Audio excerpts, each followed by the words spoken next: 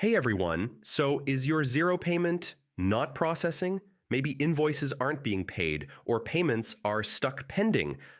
Yeah, that can be really frustrating, especially if you rely on Xero to manage client payments and cash flow.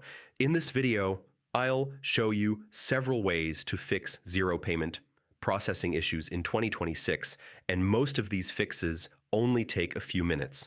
First, check your payment gateway status. Whether you use PayPal, Stripe, or another provider, make sure their service is operational and there are no outages. Double-check the payment details. Ensure invoice amounts, client payment info, and bank account details are correct.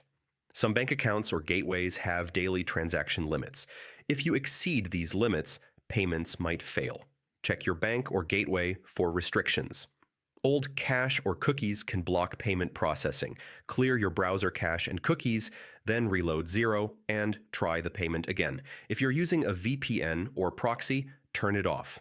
Xero or your payment provider might block connections from certain networks. Make sure your payment gateway login credentials are up to date in Xero. Sometimes expired or changed credentials prevent payments from going through. If none of the above works, contact Xero or your payment gateway support. They can troubleshoot account-specific or gateway-specific issues and help you process payments successfully.